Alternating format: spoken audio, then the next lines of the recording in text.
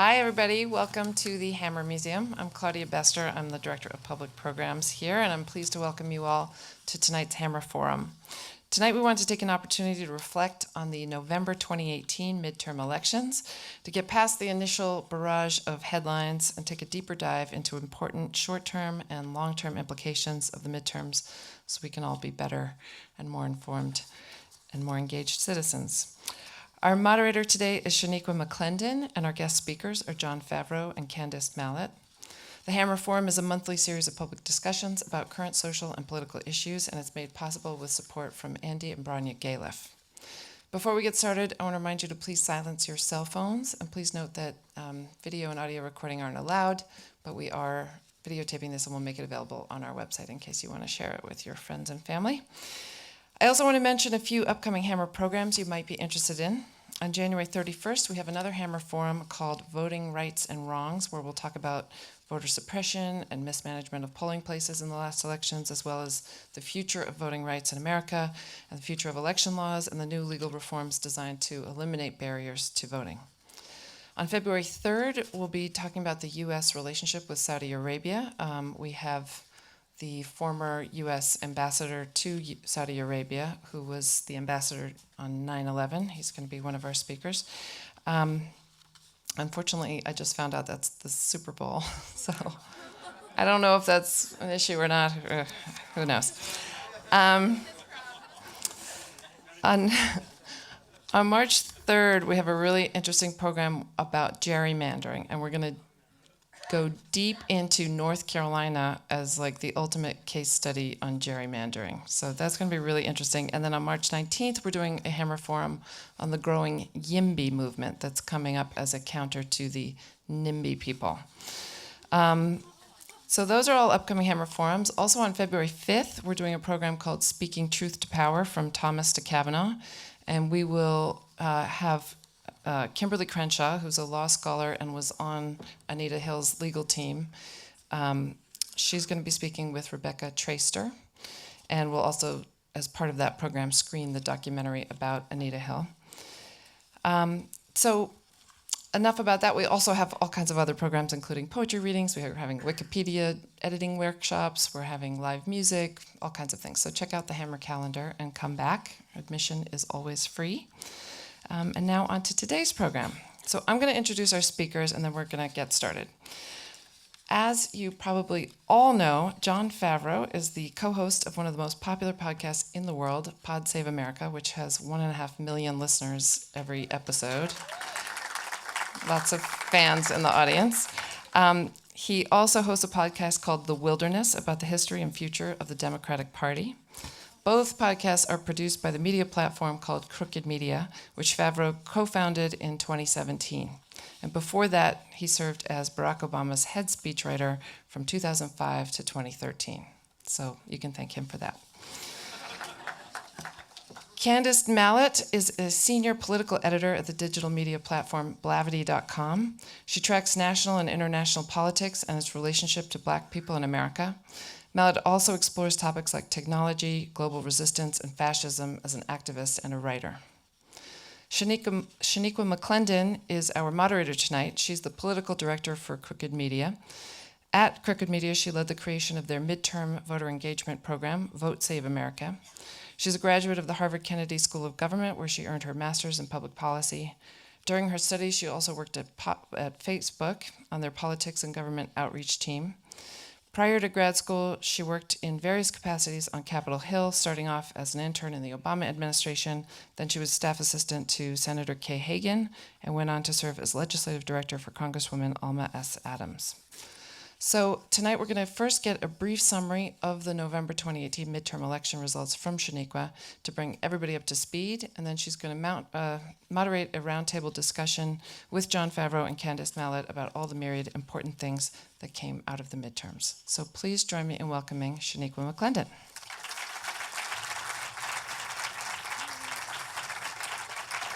Hi, everyone.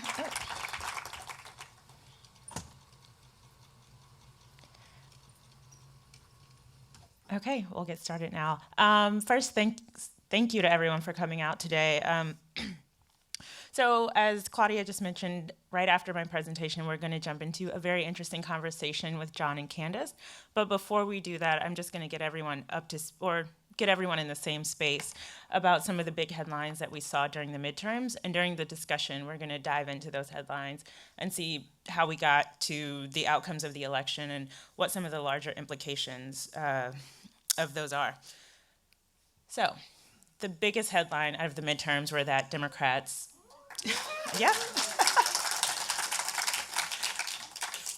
were that Democrats took back the House. And Democrats only needed to flip 23 seats to take back the House, but they ended up flipping 40 of them. And so now Democrats have enough of a majority in the House to do all the things that voters wanted them to do, holding Donald Trump accountable and splitting our government so that one party's not in control of everything. There is still one district that is being decided in North Carolina, the 9th district, trying to figure out some alleged voter fraud that happened there. But they might not figure that out until, I think it might be as late as the fall when they even have the primary election, so that seat is just going to remain open till then.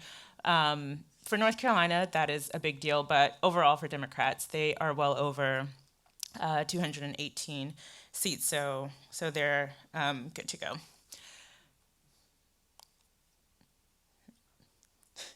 Oh, okay. So with the 40 seats that were flipped, California played a huge role in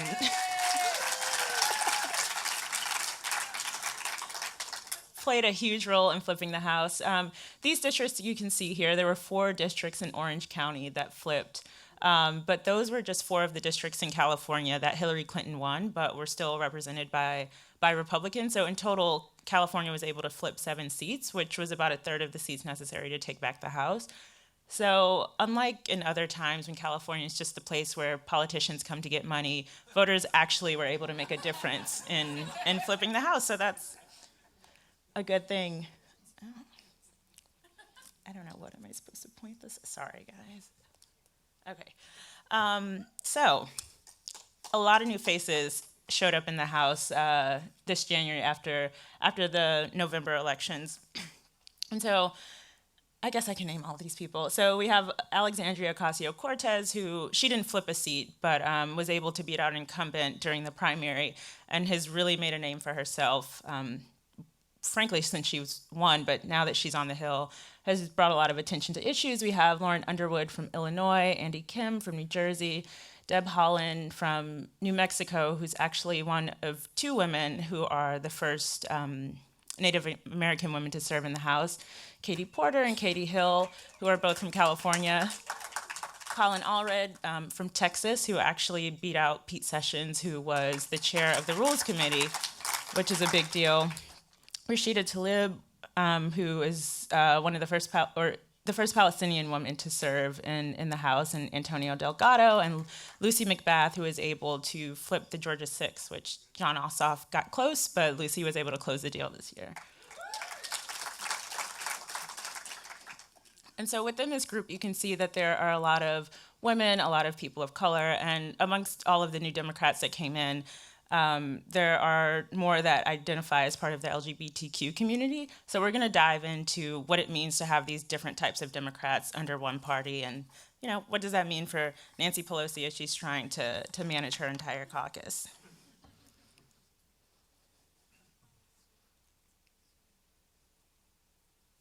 Oh, I'm pressing the wrong button, sorry. Okay, so on the within the Senate, Republicans were able to increase their majorities there. So during the conversation, we're going to discuss how is it that Democrats were able to have such large gains in the House, but on the on the Senate side, Republicans were able to increase their margins by 2 seats.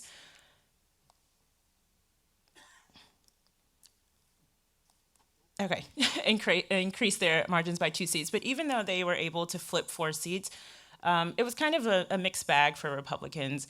They were able to flip 4 seats, but they also... I did that on purpose. They were able to flip 4 seats, but Democrats also were able to flip 2 seats, so they had a net gain of just 2 seats, which is still a big deal considering you no longer need 60 votes to pass judicial nominees, including the Supreme Court. So them having that cushion, given Murkowski and Collins kind of always being on, well, more so Murkowski being on the fence, that gives them a bit more of a cushion. But they also lost Dean Heller in Nevada, and, well, Flake wasn't running, but a Democrat still took his seat. So it's kind of a mixed bag, but overall, Republicans won out in the Senate. So moving on to the state level, Democrats also did well in gubernatorial races. They were able to pick up 7 seats, and they actually were able to oust Scott Walker, who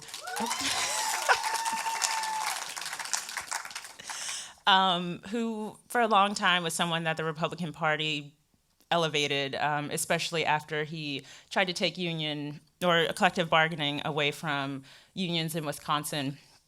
And so a Democrat was able to take his place. Overall, there were 7 seats.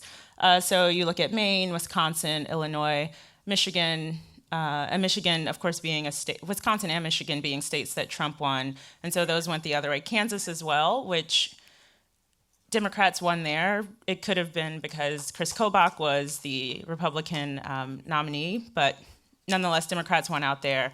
Alaska was the only state that flipped, but Democrats were not in control of that governor's mansion. It was actually an independent, but an independent who was probably more to the left than to the right.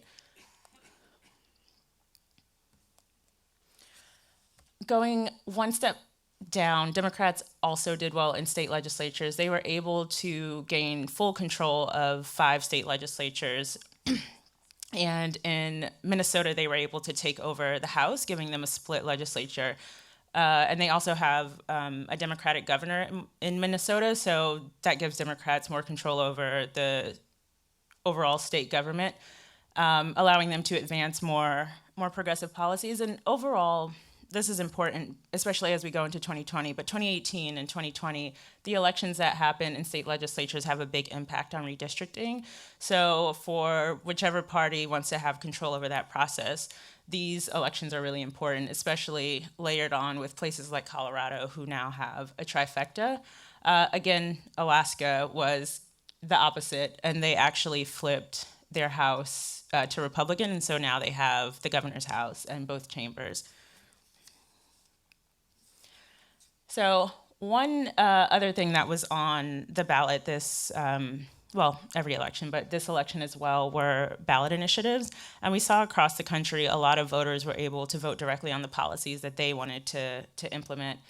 One that was really popular, even outside of Florida, was Florida's Amendment 4, which restored voting rights for returning citizens who were formerly incarcerated. And that actually needed 60% of voter support, and it was able to pass, which is also interesting given you might assume that's a more progressive policy, but Rick Scott and Ron DeSantis went out there. So we'll talk about that some. But you also have states like Idaho, Nebraska, and Utah that passed Medicaid expansion. So going around their legislatures and putting in place the policies that they wanted to see. We also had some conservative ballot measures pass. So in Arkansas and North Carolina, voters voted to require voters to have voter identification when they voted. And in Alabama and West Virginia, they passed ballot measures that pretty much codified into their constitutions that a woman will never have a right to abortion, and that's in case the Supreme Court strikes down Roe v. Wade. They have made it perfectly clear that you have no options in that state for abortion. But also, and again, Arkansas, red state, they were one of the states that Arkansas and Missouri actually increased their minimum wage. So this is, again, another example of voters going around their legislature to put in place progressive policies, but not necessarily voting for Democrats. Claire McCaskill lost in Missouri while a minimum wage increase passed. So we're going to get into some of those dynamics and try to understand how did all of this happen in one election. And I just wanted to highlight these candidates because they had a ton of headlines throughout the election. A lot of Democrats wanted them to win. A lot were realistic about their chances, but nonetheless, these were tough losses that were still in the headlines after. Stacey Abrams' campaign went on just because of all of the voter suppression that was going on in Georgia. For Andrew Gillum, he went into a recount because it was so close, and they were also having issues. And Beto and Stacey especially, all three of them came very close.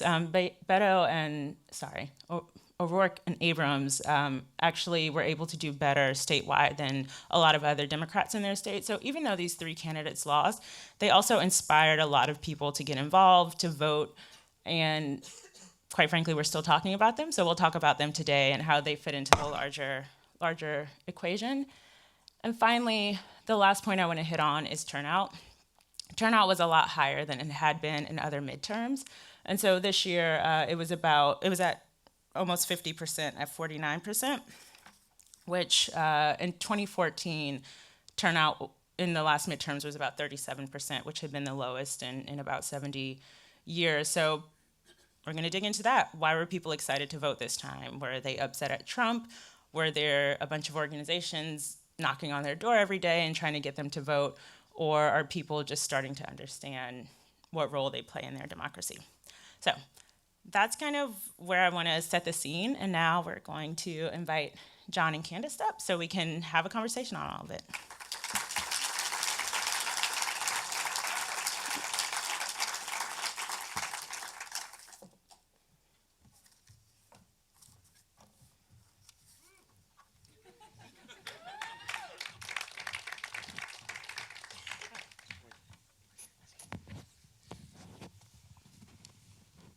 Okay, I'm almost done doing all the talking, so this is good. So can you give one more round of applause to our guest for today?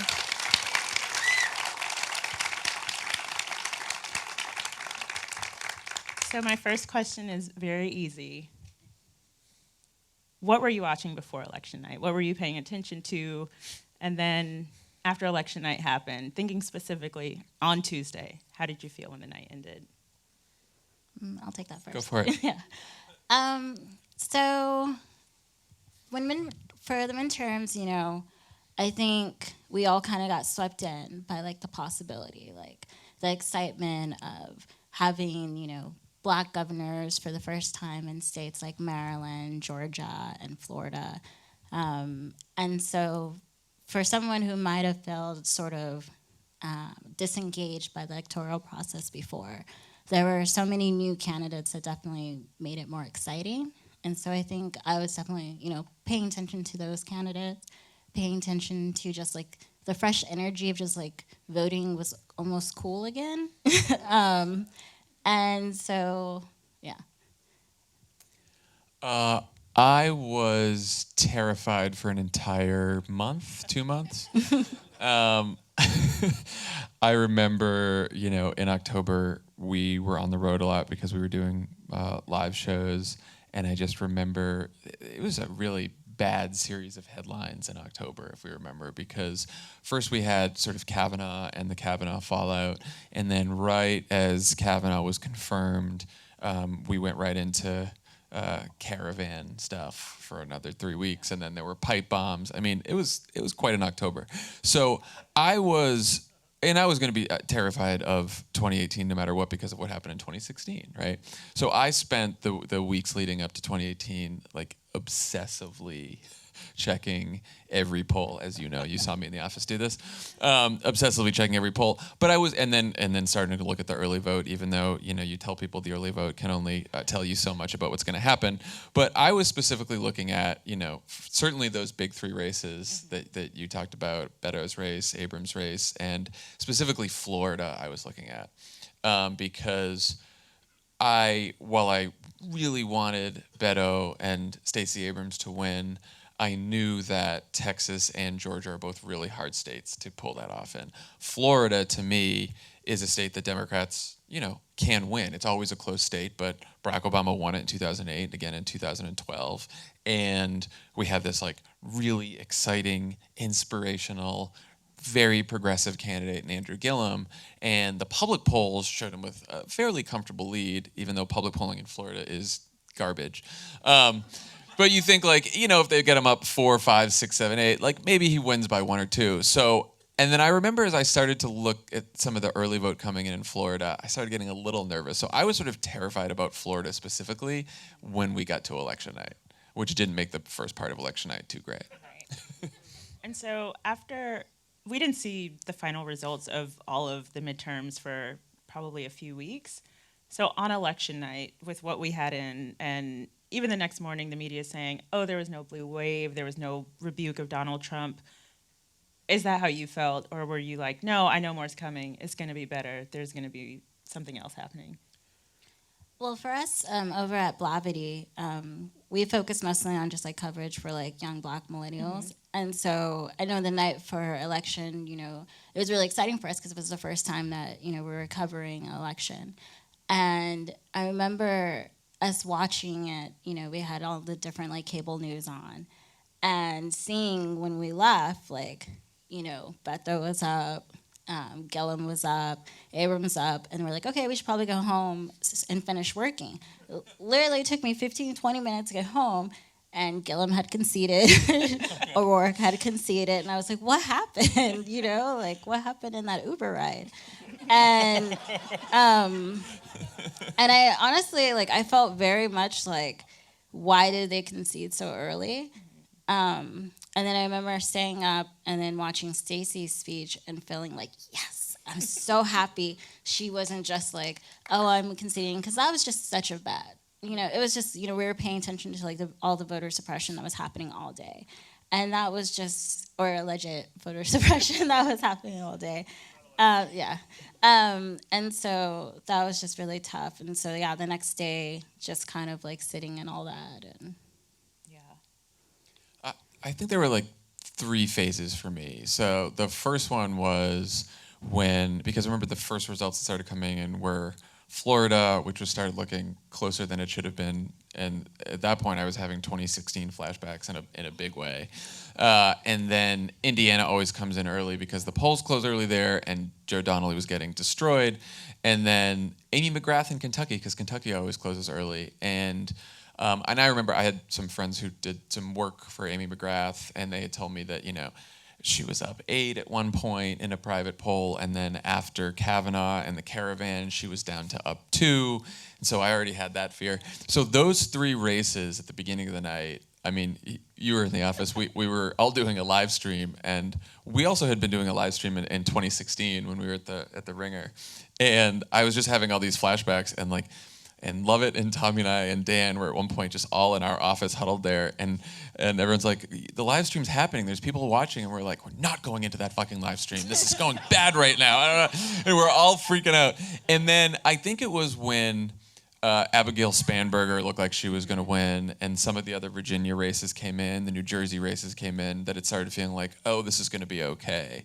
And then by the end of the night, when it was exactly what you said. Like when I saw Stacey Abrams' speech, I was like all inspired by that. I started looking at the map. I thought, okay, we've got 26 called. It looks like, they were saying at that point, it looks like it could get up to 35. No one was saying 40 at that point.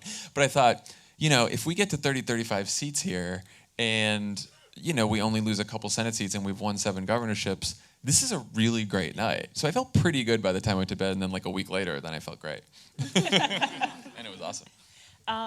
So you just mentioned that no one was talking about 40 seats and possibly 35 being flipped. All of these seats were in, well, not all of them. A lot of them were in red districts or blue districts that were more moderate. How do you think so many Democrats were able to win in these districts, but Democrats that we often hear are not electable because they won't appeal to enough people, and, you know, a district with white voters might not support this person of color. I guess I kind of threw in an answer a little bit, but how do you think they were able to appeal to a wide swath of voters and actually be successful on election night? Okay. So I'll step back just a little. Like I think one of the bigger trends that we saw happen in 2018 is the election was more nationalized than it has ever been, right? So it used to be that if you're an incumbent senator in a red state or a blue state and you have a challenge, the incumbency sort of helps you hang on, right? We saw that sort of advantage fade away. And so basically, and someone said this, I forget who it was, this election ended up being less about sort of like persuading voters, and it was more like a census. It was just like you showed up in a state, and it was a lot more about demographics. And so I think like 88% of Trump approvers voted for the Republican candidate, which is a new record. And then 90% of people who disapproved of Trump voted Democrat, which is also a new record. You usually have more switchers than that. And then it became an electorate that was more polarized than ever before. So 60% of white voters with college degrees or more, and 70% of all non-white voters disapproved of Trump. Wow.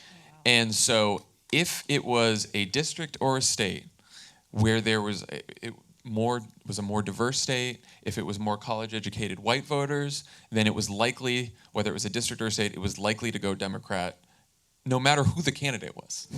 And if it was a state that was sparsely populated, non-college educated white voters, and not many non-white voters, then it was likely to remain in Republican hands. And that was true across the country. Now, of course, there are some states that are on the margin, right? And demographics can get you like 90% of the way there in terms of predicting the outcome.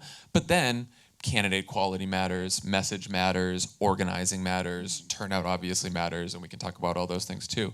But I think what we saw in this election, at least demographically, is like Democrats ended up winning a lot of big cities, suburbs around big cities, and it used to be big cities and suburbs and big cities in blue states. And what happened in 2018, which was interesting, is we started seeing Democrats win in districts where there were big cities and medium-sized cities and suburbs around these cities in red states. So cities like Houston and Phoenix and Richmond, Virginia, which usually vote Republican, started acting more like cities like Miami and DC and New York. And they acted more like those cities than they did the states that they were in, the red states that they were in. Gotcha. I think also something to think on is, after the 2016 election, I think the idea of, everything that is like left and right kind of got pushed more towards like the right. So therefore, a lot of policies that we might think of like as the left or, more Democrat policies or something that might be more open to more conservative or more traditionally Republican areas. And so I think just like the energy of just feeling like something going on in this country isn't right. And people feeling like they want to change that and they want to move away from whatever the current is. And so midterms usually act as like a referendum against the president anyways. Mm-hmm. And I think just with so much that was happening, especially like around the time which you mentioned, like, there was the bomb threats, there was just so much happening in the country that I think people really just wanted something different. And so whether it was, a Democrat or just like not the same candidate that they had before, I think people just wanted a change. Yeah. And looking specifically at California, something I've always wondered is why, I can't remember who said this to me, but they said California was second for sending the most Republicans to Congress. Now, granted, California has a ton of districts, but California is also always talked about as a blue state that we can reliably get Democrats. We don't need to worry about that. Like, California's good. So I guess I'm trying to see if you all have any thoughts on why that narrative was able to continue for so long, but why in 2018 someone finally, or a bunch of people probably said this, but that there was like this decision to say, no, there are a lot of red districts here, and there are some that we can actually flip, and we're going to try to do that. I think there are two things that happened. The first is, I think it was in 2012, back, and this was a result of what happened when Schwarzenegger was governor. They did nonpartisan redistricting in this state. Oh, yeah. And by drawing lines that were nonpartisan, they, at that point, they sort of took down the number of Republican seats. But the Republican seats that were left over still, they sent these Republicans to Congress regularly for the next couple elections. What happened was Trump. And so in 2016, you had a bunch of counties around Orange County districts. You had a couple, the 25th district and the 39th district north of LA, and then you had a couple districts sort of south of San Francisco. And they voted for a Republican candidate, but they didn't vote for Trump. They voted for Hillary Clinton. And so, and of course, we saw that at Crooked Media, and we had our Crooked 7, because we thought, okay, these are 7 districts that voted for Hillary Clinton for president, but they still have a Republican. And the problem for those Republicans in those seats were they didn't decide to be moderate Republicans. They didn't look around at their district and say, oh, okay, this district voted for Hillary Clinton. Like, maybe we have a problem here. Like Mimi Walters, who Katie Porter beat, she voted with Trump like 90-something% of the time. She voted for the tax cut. She voted to get rid of the Affordable Care Act. She supported him on all of his crazy immigration shit. And so, like, these people were very out of step with districts that had become, they were heavily populated by college-educated white voters, and they're districts that have become much more diverse over the. So they were hanging on for a while, but at some point the wave just sort of swept them away. I also think, yeah, just speaking on that, gentrification is like changing like sort of the landscape of California right now. But as much as these places flipped, there is still like a heavy sense of like Trumpness to places like Orange County, or like, if you try to go to the Bay Area, you will see like the giant signs that say like pro-Trump, and that element is still there. But I do think that like other propositions like Prop 10 also helped more people get out to vote. And so there were other, incentives out there other than just like necessarily voting for representative that made people come out and switch. Yeah. And I kind of touched on this before, but what lessons do you think we've learned from people who are not white guys winning elections? I think there's often this conversation about who's electable and who people can relate to, but we saw a lot of candidates put their message out. It didn't matter what they looked like or what they identified as. It resonated with people, and they were able to be elected. So, one, what do you think we learned from that? But with having such a diverse group of Democrats now in positions of power to make laws, what do you think the impact will be on our actual policy creation as we have those new people in place? I think that's yet to be seen. I think for what we've seen when we've had diverse candidates, that you can't necessarily hope that just because a candidate looks like you, that they're going to represent you. And so hopefully that means that, this new freshman class will actually like represent the communities I've wanted to, see representation in DC. And I think that also, that means holding them accountable, right, keeping up with like what they're actually voting on. We saw before candidates running on like abolish ICE, but then like vote, to fund ICE. And so I think, having a diverse representatives is important, but I don't think we should necessarily like see that as equaling that we're gonna have actually policies that benefit people that need to be represented more in DC. Yeah, it's interesting you talked about electability, right? Like, my view on electability now is after 2 presidential elections where a black guy from the south side of Chicago named Barack Hussein Obama won, and then Donald fucking Trump won. No one should ever be judging electability again in this country. Certainly no one in politics. And I think that happened in 2018 with the recruitment of candidates. And when and I was doing the Wilderness, and I was talking to a lot of people who recruit candidates and run a lot of these organizations. And one of the problems is when folks in Washington start recruiting candidates, they end up recruiting the candidates who they think are electable and who they think can raise money. And those people tend to be white, and they tend to be male, and their profession tends to be lawyer. And I think what we saw in 2018 was, first of all, credit to the DCCC, they did a really great job recruiting a lot of good candidates, but a lot of candidates also came from non-traditional places. And we saw groups like Run for Something spread up that recruited a whole bunch of candidates from diverse backgrounds and diverse professions and have different viewpoints and stuff like that. And I do think that one, like Trump may have helped with Democratic recruitment, and particularly recruiting candidates that don't always look like typical Democratic candidates. And I think what we saw is the idea that, only some moderate white guy is electable in a lot of these districts was proven wrong by most of the candidates that we fielded this time. Okay, so we're gonna wrap up on the House now and shift over to the Senate. Republicans did a lot better in the Senate, and part of that is they had a better map. But when you look at places like North Dakota, Indiana, and Missouri, where Democrats lost those seats, is there some type of change happening in the Midwest that we have maybe missed, or were those Democrats lucky in being elected under kind of Barack Obama being president, or either being on the ticket or president at the time, or some might even say Claire McCaskill got lucky in her last election with her opponent. But are we missing something there?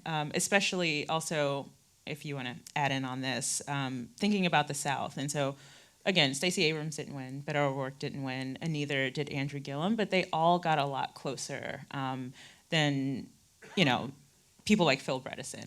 So could you talk about some of those dynamics? Maybe it's the type of candidates, maybe there's some kind of geographical shift going on. But yeah, what was behind the Senate being the way it was?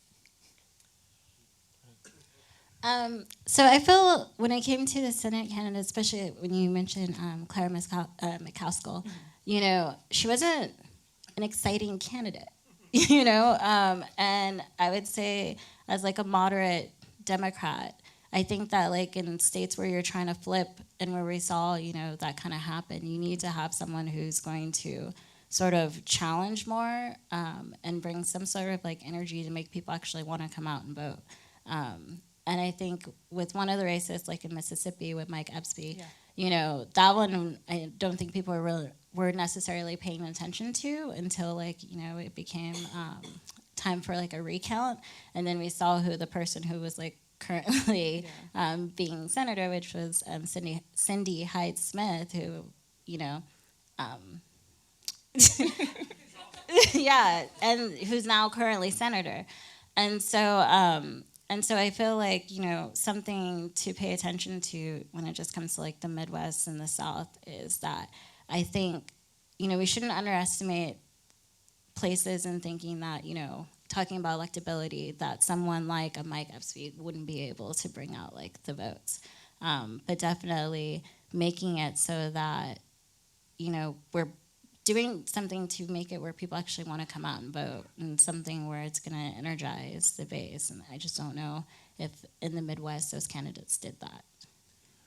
I think that's exactly right. And I think candidate quality in states like that have been slipping away from us is hugely important. And, one of my favorite things that a whole bunch of DC pundits and reporters got wrong is they would always say, like, what are all these Democrats giving their money to Beto O'Rourke for and getting all excited about Beto O'Rourke when Phil Bredesen has a much better chance of winning Tennessee because he's a serious, moderate conservative in a conservative state, and Beto O'Rourke's some liberal running around in Texas. And like Phil Bredesen didn't even come within a fucking country mile of winning that state, and Beto O'Rourke did better than any Democrat in like decades, right? But I do think, it depends on the state, right? I think the three states where we lost, I'll put Florida aside for a second, but the three states where we lost by a larger margin, Indiana, Missouri, and North Dakota, like Claire McCaskill, Joe Donnelly, and Heidi Heitkamp outperformed. They had a larger vote margin, they higher vote percentage than Barack Obama did in those states, than Hillary Clinton did in those states. And the only candidates that had gotten a higher vote percentage in those states in the last couple decades was the three of them in their earlier races. And all three of them had much weaker opponents back in 2012 or whenever they ran last. They had Claire McCaskill ran against Todd Aiken, who was like a complete disaster, right? So she had a tougher opponent this time. Claire McCaskill got, the same percentage of the vote as Jason Kander did, who, I think ran a very close race last time around. So there is a ceiling for Democrats in some of these states, and it has to do with what I was saying earlier, which is just non-college educated white voters who used to make up, I think they made up like a quarter of Barack Obama's coalition in 2008, and they are just slipping away from Democrats. Now, as they're slipping away from Democrats, college-educated white voters are slipping away from Republicans, right? Like Barack Obama, all the candidates this time did far better with college-educated white voters than Barack Obama or Hillary Clinton did. So there's sort of this like equal and opposite reaction here that's getting polarized. But in states where there just aren't enough non-white voters and college-educated white voters, like Missouri, like Indiana, like North Dakota, I think Democrats are going to, even with exciting candidates, Democrats are going to have a very hard time. But their only hope is to nominate really inspiring candidates to try to juice turnout as much as possible. And one last question around these Senate wins and losses. Why weren't Republicans able to, and maybe this was all Trump, but in places like Pennsylvania and Michigan where Trump won and everyone was surprised by it, what happened there for those, and even Wisconsin, Tammy Baldwin didn't really have a problem winning her reelection. What happened with Republicans in those states? Yeah, I mean, so this was the big exception to sort of the non-college educated whites slipping away from the Democratic Party is in the upper Midwest states and some of these northeastern states like Pennsylvania. And part of it is, I think, there is sort of more of a Democratic tradition. There's more of a union tradition in these states. So Democrats like Tammy Baldwin, Sherrod Brown, and Debbie Stabenow, and then the governors, we elected 3 governors in those states. Yeah. Gretchen Whitmer in Michigan, and then in Pennsylvania and Wisconsin as well. And so you saw both, like Hillary in 2016 suffered from a little lower African American turnout in those states, and then was crushed among non-college educated white voters. In 2018, the candidates saw higher African American turnout, and a lot of those non-college educated white voters, those Obama-Trump voters, came home to the Democratic Party in those states. But those states did act differently than southern states and then some of the Midwestern states out more to the west. I think you're also just seeing like people that voted for Trump in 2016, like his approval ratings are just dropping in general and he's losing his base. And so I think there's just like an overall sort of, losing interest and favorability around those who voted for him in 2016. Okay, now we're going to do another shift into state elections. Do you two feel like you are following state elections? We can take out the governor's races, but do you feel like you were following like state legislature races really closely? We're paying attention to, attorney general. There was like 7 black attorney generals that were running.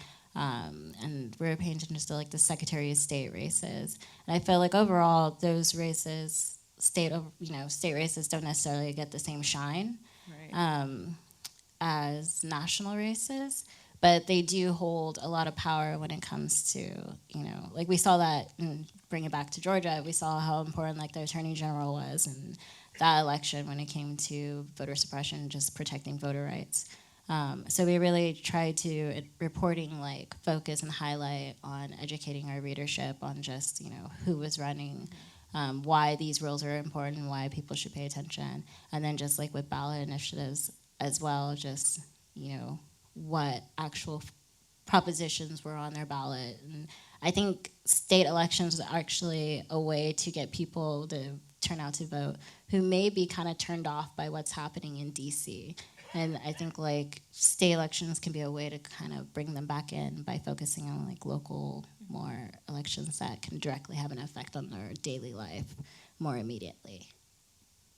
Yeah, I mean, I am now. I was in 2018, but I'll be honest, as long as I've been in politics, I didn't focus as much, like you said, on the gubernatorial level, you would once in a while, but, it's part of the Democratic Party's problem for most of the Obama administration is that we didn't focus enough on state legislative races and AG races, Secretary of State races. And I think one reason it's so important to focus on them now and to get people excited about them is, we elected this really exciting, diverse Democratic House, and unfortunately, they're not going to be able to get much done until we get Trump out of the White House. So when you want to go to voters and say, you want to vote for someone because they actually do something for you, because they change your life in some way, because they pass a policy, where can that happen? That can happen on the state level. And my favorite example of this is the elections in Virginia in 2017. And because there was this sort of like surge in turnout and organizing, and we came very close to flipping the Virginia legislature, and Democrats picked up quite a few seats because they did, and because Ralph Northam was elected governor. Virginia expanded Medicaid, and now there's 200,000 people who will have health insurance in Virginia who didn't before. And if you can go to voters and say, yeah, if you care about the state legislative race, if you care about this attorney general race, if you care about the secretary of state race, it's actually going to mean something to your life. It's going to change your life in a meaningful way. That's how you're going to get people to participate in the process again. So why do you think people are not paying attention? Do they not know? Do you think the media should be playing a larger role in getting people interested and not only focusing on national politics? Yeah, I think the media definitely has like an important role in that, because when it comes to elections, people are consuming what they're given. And so if you're getting most of your information from cable news, state races aren't as glamorous. And so I think that it's up to us in media, to definitely make sure that we're highlighting races that aren't just national and that aren't just like flashy. Yeah, I mean, it's, unfortunately we live in a celebrity media culture that focuses on individuals, and, we can barely see anything but Trump. Right. And, one of the things that I think we all have to focus on is as we look forward to 2020, we're going to have like 20-something Democrats running for president. We're going to have Donald Trump out there. But, we still need to make sure we elect a Democratic House. Flipping the Senate is incredibly important. And then there's going to be another batch of governorships and state legislatures that, as you pointed out in the presentation, that we can potentially flip. And that's going to matter in a huge way to redistricting in 2021. I mean, that can set the boundaries for Congress for a generation. Yeah. So I just want to kind of go back in history a little. As we talk about state legislatures, not everyone was ignoring down ballot races. After the 2010 elections, where Republicans were able to kind of sweep in at every level, they never stopped paying attention to those races. So what did Democrats miss? Like, did they miss the memo? What happened there? And do you think they're going to start paying attention to that now? Well, I think we know that answer. No, I mean, one thing Republicans have is they have billionaires like the Koch brothers who can go in, and it doesn't cost as much money to, invest in a state legislature race, in a secretary of state race, and they flipped a whole bunch of seats by just pouring a whole bunch of money in there. And we don't necessarily have that on the Democratic side. So that's number one. Number two, I do think that just Democrats have. This happened under Bill Clinton. It happened under Barack Obama. We, for too long, just focused too much on the presidency, right, and to a lesser extent, Congress. And so we and also when you have it is true that when you have a president of the same party, in the White House, sort of the whole party infrastructure revolves around making sure that you reelect that president, and that's true for both parties. And for Democrats, that meant that the DNC and everything else was sort of focused around Obama and reelecting Obama in 2012. And by the way, because, we needed a lot of money to beat Mitt Romney in 2012 because he was outspending us. So a lot of the money goes up to the presidential level, and there's not as much focus on the states.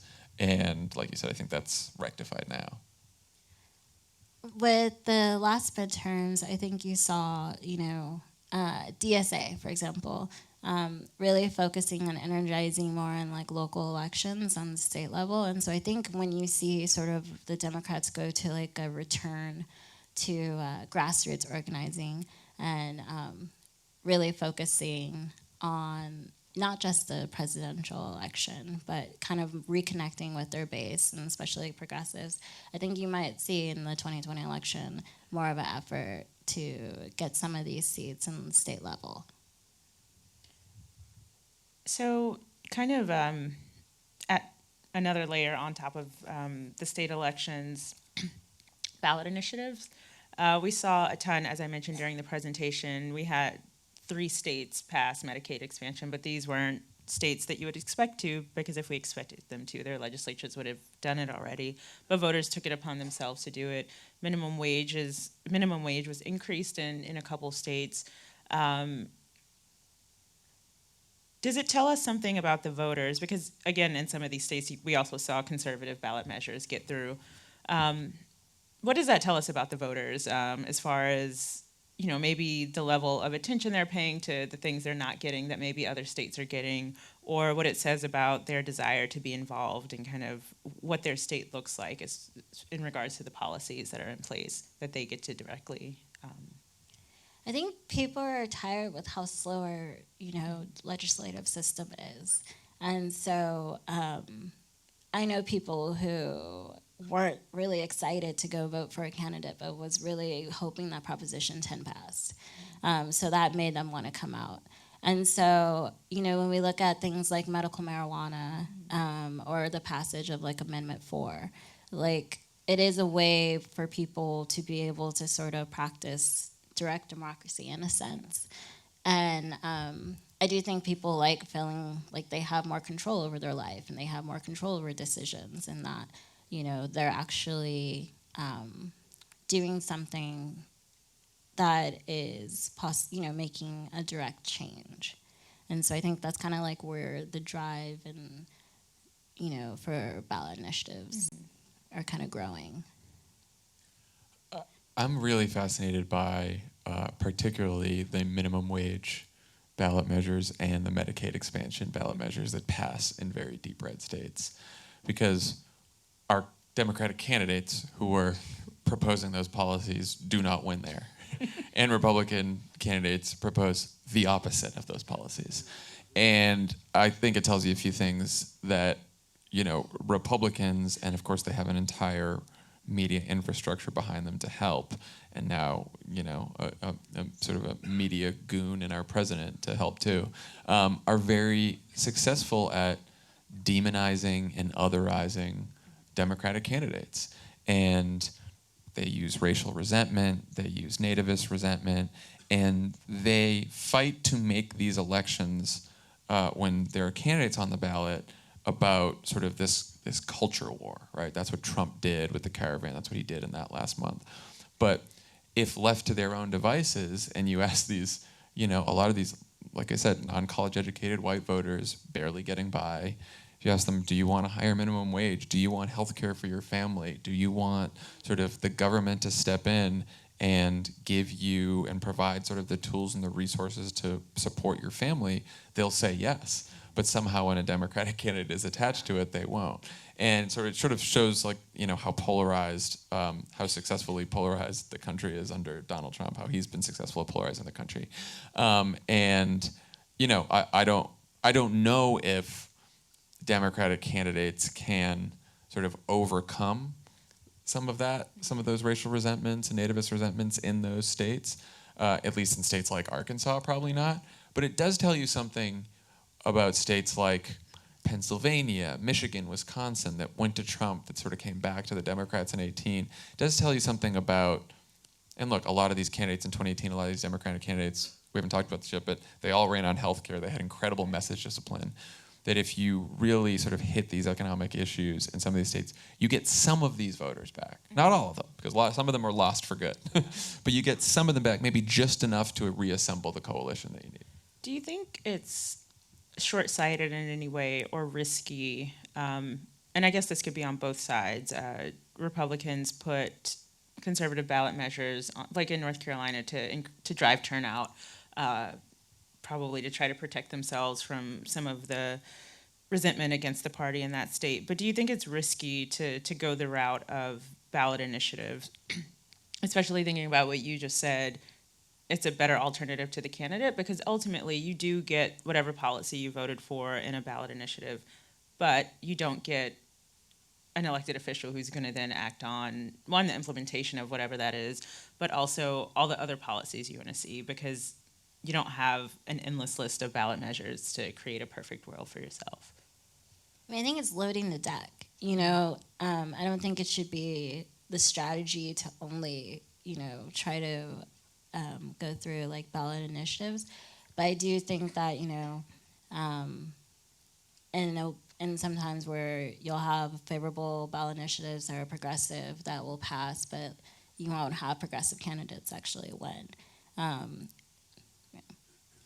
Yeah, it's sort of a sign that the state government in that state is broken in some way, or is at least too gridlocked to pass something, right? So it's a decent substitute in a lot of places, but it's no substitute for representatives in the state house that are more responsive to the will of the people. Yeah. That would be much better. So I'm just going to ask a couple more questions, and then we're going to open it up to the audience so you all can ask your questions. So you can be thinking about those.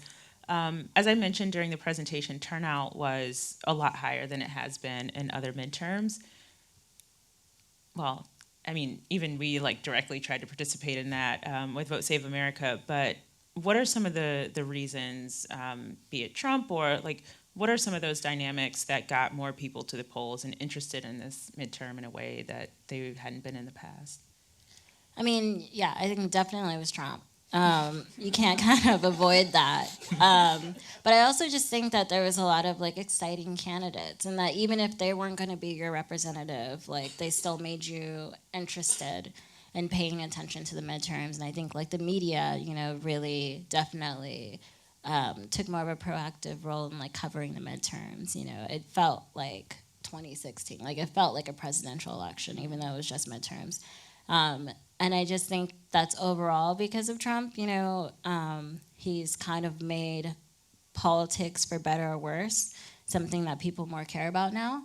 And I think, people just really were hoping that, okay, if we, switch and the Dems get the House, then maybe he can get impeached, or just some kind of hope that voting in 2018 would make 2020 come closer.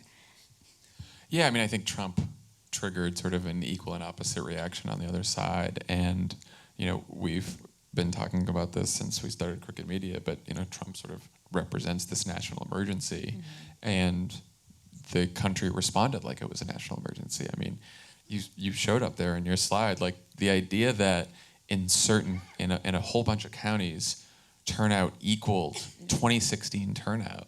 In some places, it surpassed 2016 turnout, which is unheard of. I mean, it was like I said, it's the largest turnout. It was the best turnout since 1914 in a midterm election.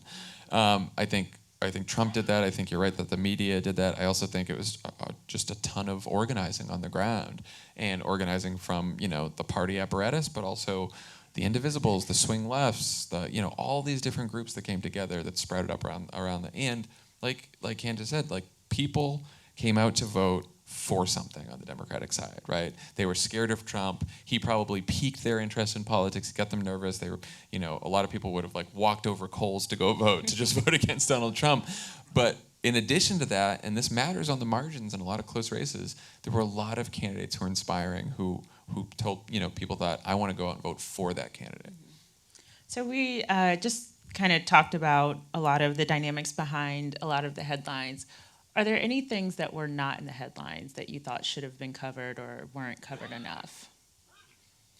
I would say post midterms, I think that we kind of dropped the ball on covering the voter suppression that was so obviously happening. It was after the week of midterms, it's kind of just no follow up, and it's where is the accountability for the Republican Party or for some of these candidates that might have, helped to aid voter suppression in some of these states that we saw where there were just very clear examples of it.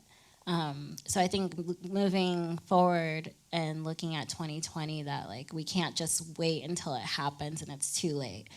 Really just keeping an eye on, when voter suppression is happening, but also just paying attention to redistricting and just following these elections and post-election results longer than just the immediate aftermath of election night. There was some coverage before the election about the youth vote. Will young people turn out?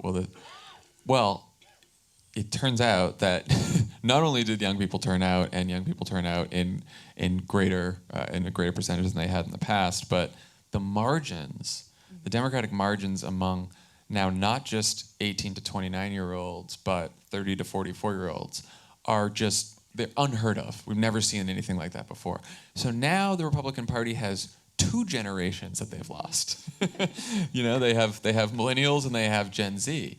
And as we go into 2020, number one, young people turn out in greater numbers in a presidential election than they do in a midterm. So Republicans are going to have to contend with that. There'll be a larger share of the electorate in 2020 than they were before, because that happens in presidential elections. And also, young people will represent a greater share of the electorate than baby boomers for the first time in 2020. And look, even among older voters in 2018, Republicans only broke even, which was something of a surprise as well. And so if they're going to break even among older voters, they win the boomers, you know, because the boomers. And then Democrats are winning crushing margins among everyone from 18 to 44. That's a huge problem for the Republican Party. Final question, 2020. Any thoughts? Just whatever you're thinking about. Oh, no.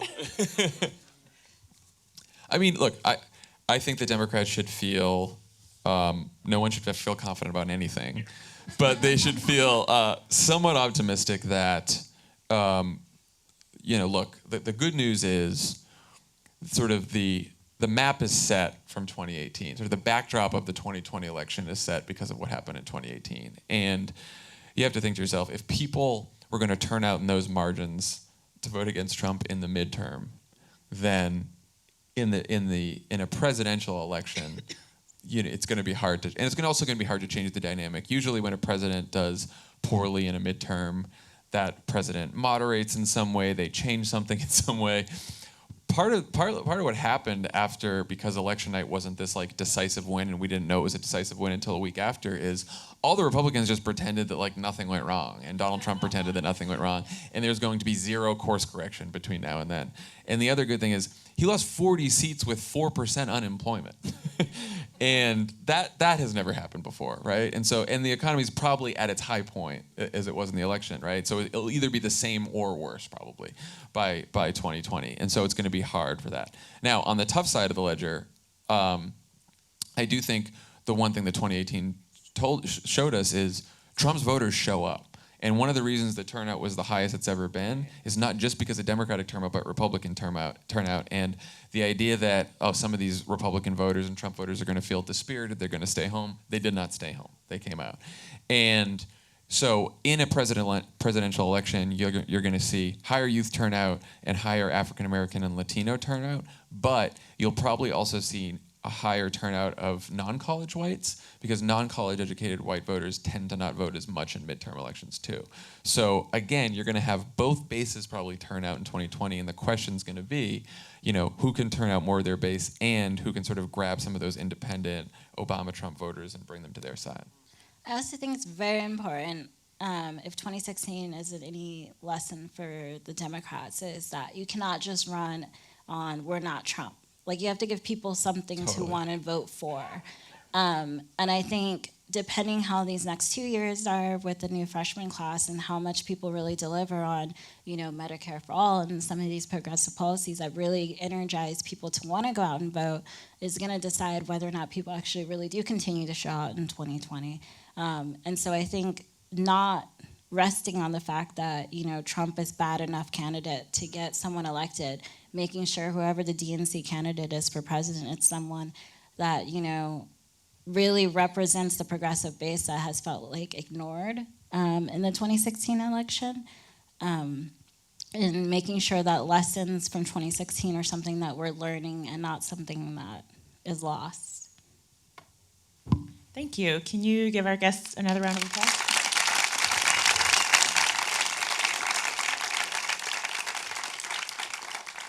So now the ushers, if you just raise your hand, the ushers will come around with microphones and you all can ask your questions.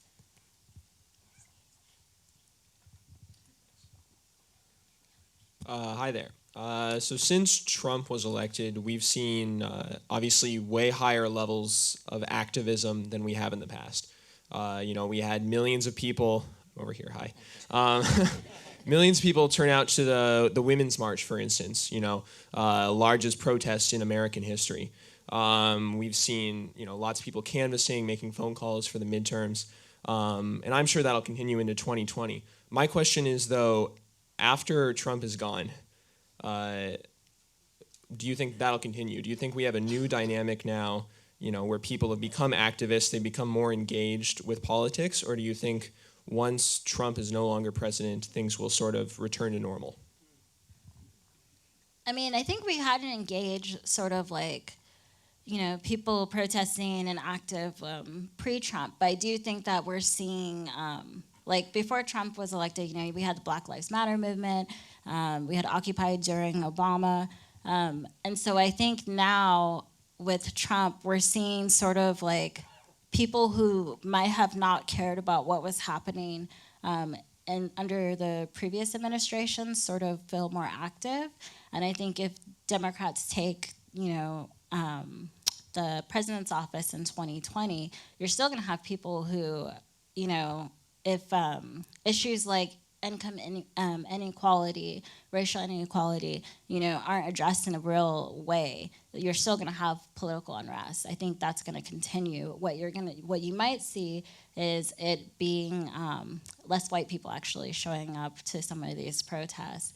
But as long as there's still poor people and black people being shot by cops, I think you're still going to see that sort of political unrest continue.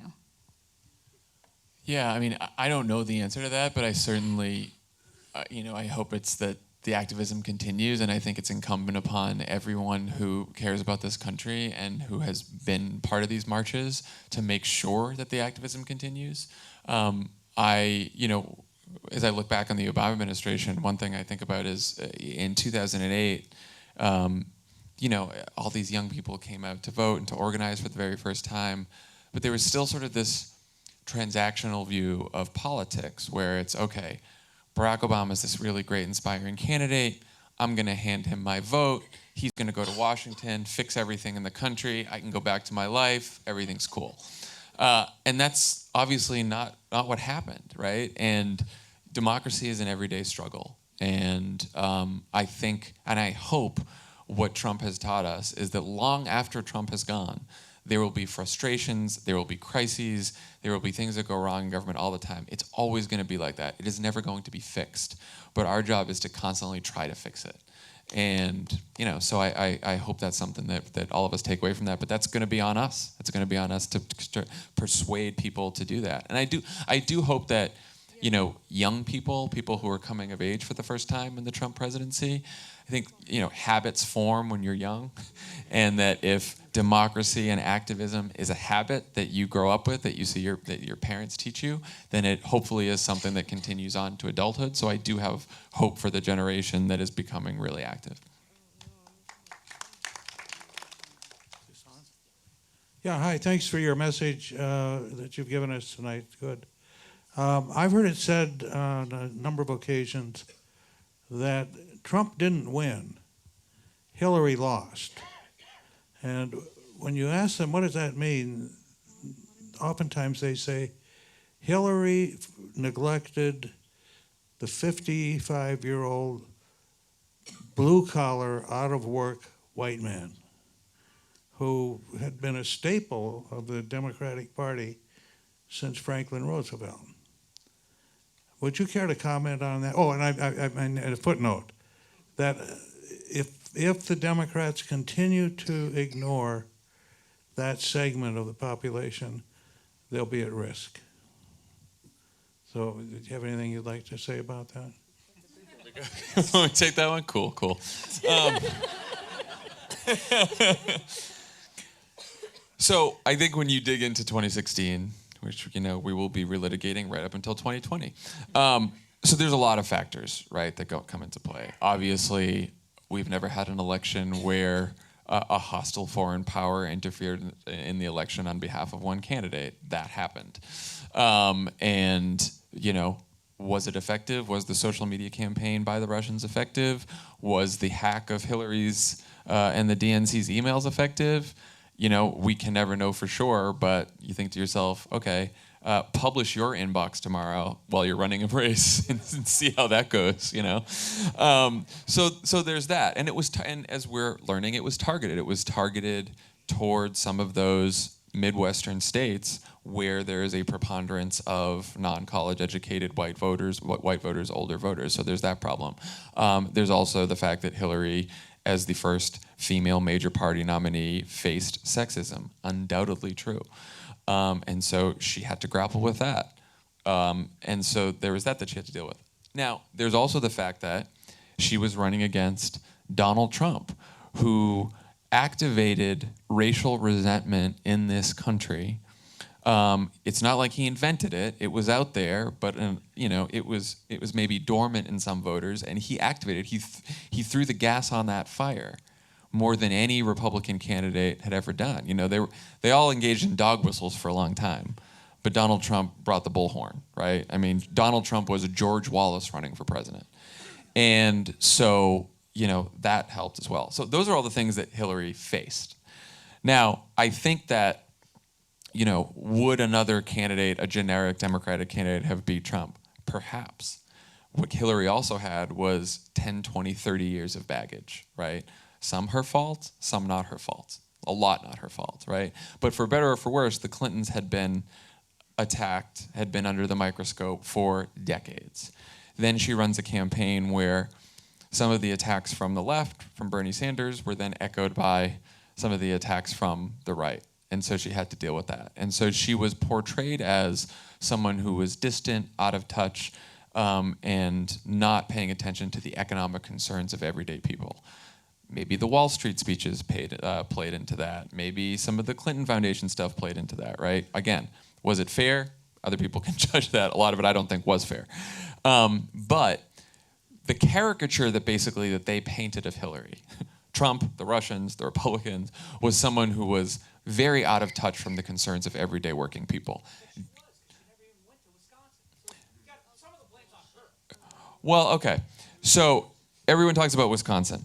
Right. She did not go to Wisconsin. You know where she did go? Pennsylvania. A lot. You know where she ran a ton of ads? Pennsylvania. A lot. She spent a ton of money in Pennsylvania, and she lost Pennsylvania. So you're right. Should she have gone to Wisconsin? Yeah, she should have gone to Wisconsin. But when she tried that in Pennsylvania, it still didn't work. So then you have to ask yourself, was it about her travel schedule? Not really when it came to Pennsylvania. And so I do think there was this caricature of Hillary, whether, you know, some of it real, most of it imagined, that she was out of touch with. Now, did she have a very progressive economic policy? She did. In a lot of places, it was more progressive than Barack Obama's policies, and when he won twice. But that message never got out there. You're right. Like, it never got out to people that Hillary was concerned about working class problems. And that's an issue, right? Is it her fault? Is it not her fault? At this point, it doesn't matter. What we have to make sure of is that the next Democratic nominee in 2020 has to have an economic message that gets through, that punches through, that connects with people. And part of that is, look, Donald Trump would go out there and say something racist, sexist, unbelievably offensive. And what did the Clintons do? The Clinton campaign says, okay, we got to hit back. Now, sometimes you do have to hit back because you can't let Donald Trump run around saying racist shit and not respond. But the problem is, by doing that, he sucks you into his media ecosystem. And so it's all about Trump and his racism and his nativism and his sexism. And then the other story is about how the Democratic candidate responds to his bullshit. And we need to have a Democratic candidate and a Democratic strategy that operates in a media ecosystem that is apart from Donald Trump, that doesn't always necessarily respond to Donald Trump. And I'll tell you what was a good example of this is, you know, like the other night, you know, Donald Trump, like a week after Elizabeth Warren announces for president, starts making fun of her. He does the Pocahontas thing. He makes fun of her for drinking a beer with her husband. He does all these tweets. And you know what was great about it? Elizabeth Warren completely ignored it. She did not respond to it. I didn't see a lot of Democrats online respond to it. The media didn't take the bait. Everyone ignored Donald Trump for once, and it worked, you know? And so, and you see Elizabeth Warren had dealt with this early because she put out this video to respond to the Native American thing, and I don't think that went very well for her. So fast forward to her rollout, and she doesn't talk about Donald Trump at all. She talks about her economic message. She has a fantastic rollout, and so I do think there's lessons to be learned from what the Clinton campaign went through in 2016. And I think one of those lessons is we have to have an economic message that punches through. Okay, next Hi. question. Okay, so John, I'd like to take it back a second and disagree with you on something. According to findings by the Pew Research Center, the millennial generation actually had the highest number of voters in United States history, greater than the baby boomers in 2016. Oh, in 2016? In 2016, yes. I wrote my thesis about this. However, they didn't show up to vote. Right. You're absolutely right. They showed up Right. 50%. It was a terrible disaster. However, they did show up to vote in 2018, and I want to know why you think that is and how we continue that momentum and keep young people engaged. Yeah. I mean, I think it's a little bit what we've been saying tonight, right? Is some of it was, politics is something that happened somewhere else. I'm not interested. Barack Obama was a cool guy who was president for 2 terms. I like him. I still feel like I'm facing crushing debt. He didn't fix that. Politics didn't fix that. And so in 2016, I see Hillary Clinton up there. She doesn't seem to be speaking to me either. I don't know. Maybe I like her too, but I don't know if she can fix it either. Does it really matter? There's a lot of that, right? So then Donald Trump wins and everyone's like, oh shit, okay. So this is bad. So part of it is Donald Trump sort of awakens this generation. And part of it is they had, like we said, candidates who inspired them, who they went out to vote for. And, David Plouffe, who ran both of Obama's campaigns, always says, you need to have a candidate who you are willing to sort of stay up all night, knock on doors, make phone calls till you're bone tired, you need to be so excited about this candidate that you are willing to do anything for this person if you're working on the campaign, if you're an organizer. And that requires a really exciting candidate. And that's why, people, oh, you guys paid so much attention to all these candidates that lost, like Beto and Stacey Abrams, Andrew Gillum, because those 3 candidates, white guy, African-American woman, African-American male, those 3 candidates excited a whole generation of people. So many people were excited by those candidates, and that matters. That inspiration and excitement that they got those volunteers to knock on doors and to do grassroots fundraising, all this kind of stuff, that hugely matters, especially in a close election. And so I do think when we think about who we're going to nominate in 2020, and Kandist was saying this, it has to be someone who inspires that cohort of people. And I think that's more important than what the resume is, what they've done, what the record, all this kind of stuff. They need to be qualified. They need to know their shit. They need to have their message down. But that quality, that sort of intangible quality of excitement and inspiration, that has to be there. And just to add, I think also, Democrats went back to something they did in 2008 with Obama's election, was just grassroots organizing. I think that was just that's something that more connects to younger generations, and I think that's something that definitely brought more people out.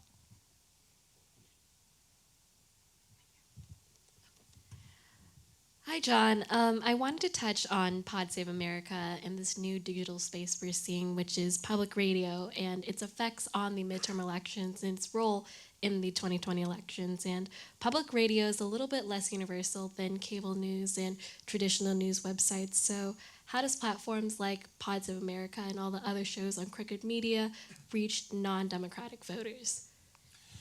Yeah, that's something that we're working on all the time. No, it's tough because, you grow a podcast audience to a certain point, and then you still realize that it's a small percentage of people who are even listening to podcasts, right? And so you need to reach beyond that. I think, as we look ahead to where we're going to go next and what our content strategy is, we're constantly looking at other platforms, whether it's radio, whether it's television. I mean, we had that, HBO special. We're trying to do more in video. And so we are constantly trying to figure out sort of where, whether it's working with Snapchat or Instagram, we're trying to meet voters where they are, right? And especially to go to new places. Part of this is too, we're going on tour again, and we try to make sure we go to red states. So our first swing is we're going to New Orleans, and we're going to Louisiana, we're going to Charleston, South Carolina, we're going to Durham, North Carolina, we're going to go to Salt Lake City this year. So we are trying to go to places that are in redder states so we can expand the audience. But look, I do think whether it's us, whether it's other progressive media in general, it is key to sort of reach beyond just people who live in cities to other voters. That said, the Democratic, as we were talking about tonight, the Democratic coalition is clustered in cities and suburbs, whether they're in blue states or red states. And so that is the audience that we're trying to reach and energize. And sort of the swing voters are the ones sort of on the outskirts of the suburbs, sort of the exurbs. So you got to try to figure out a way to get to them as well. And to get to young people too, because we haven't talked about this a lot, but one of the most important cohorts to reach is non-voters, right? People who think like us, who have our values, who believe what we believe, but maybe don't think that politics is for them or that politics can make a difference in their lives. And I think that's the most important thing to do because, when you're talking about that 55-year-old voter who is a Trump voter now and maybe used to vote Democrat, but voted for Trump, still didn't vote for Democrat in 2018, you're probably going to have a much harder time reaching that voter than to grab a young voter and say, politics actually can make a difference in your life. Please register to vote, and we'll show you that it matters. So we're just going to take 2 more questions from whoever the 2 people who have the mics are now. But Kandist, did you want to talk some about the work that Blavity's doing just to get folks engaged in Blavity politics? Yeah. So with Blavity Politics, we're focusing on, providing news and information to an audience of mostly, millennials, just highlighting people of color and Black politicians. We're focusing on issues, everything from tech policy to criminal justice to immigration. Of course, 2020 and presidential election. We have an Instagram page, because most millennials and Gen Z also are getting their news from social media. So we have our Instagram page at Blavity Politics and a daily newsletter where you can get, stuff that's not just what's going on in Russia, but other news that you can go to. If you go to our website at Blavity, you can sign up for. And so if the next 2 questions could both be asked, and then we'll let them answer it and wrap up. All right. So my question is this. I was paying attention during the last election to issues relating to voting machines, to jurisdictions closing down and limiting the number of polling locations within the states, to secretaries of state putting misinformation on their websites about where to vote. And in Florida, the problems of where they placed the gubernatorial selection at the bottom of the page so that people missed it, and then Broward County not turning in votes on time to be counted. And I think, if I'm not mistaken, that in Broward County it's Democrats that run that election office. And in places where everything's run by Republicans, maybe there's nothing we can do, but isn't there something we can do about making our Democratic election officials competent to count the damn fucking votes? Excuse my language. That's my question. Yeah, and we'll just get yours, and then we'll have them answer both of them. This question's for John, but it's a basic question about the way the campaigns go. Hillary had a lot of different positions and so on, and like you said, she was actually more progressive than people realized. Why don't they do what Trump did? You keep it very simple, like the basic KISS principle. Keep it simple, stupid. You have some key things that you want to push, and you may have other things, but keep the message simple. Then people will remember it. Versus most of her positions were lost in all the different things that she said. She said go to the website, but she had many different things in it, which were good for most people, even for people who were 55. Yeah. But it got lost. That's the basic thing. Yeah. It's got to be something people remember, like the ball. Yes. No, I mean, look, it is. It's very. It's hopeful that, we've seen proposals like Medicare for All, like a Green New Deal, emerge over the last year or so. It's great because they are bold, progressive policies that will answer the challenges that we face. It's also great because they are simple, elegant policies that are easy to understand. I think as Democrats, it sometimes is very easy for us to, we like governing, right? That's our thing. Republicans don't like governing quite as much. And so we dig into our policy papers and our 10-point plans and our white papers, and we want to be responsible and make sure you pay for everything and that everything's incremental, that it works.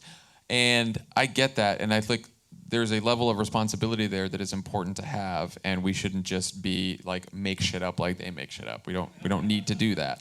But I do think that you're right. We can have big policy ideas that are simple, elegant, easy to understand, and then hammer those home.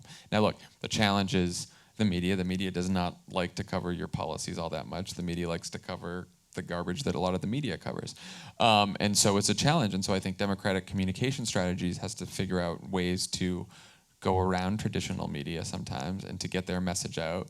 Dan Pfeiffer always says this. It's like, if you're a communications director on a Democratic campaign, 20% of your job should be dealing with reporters, and 80% of your job should be figuring out how you get the message out in any way possible, in any medium possible. And I think that the next Democratic candidate should probably do that. And I think you're seeing that happen right now with the new sort of politicians that have just kind of taken, who have just, won.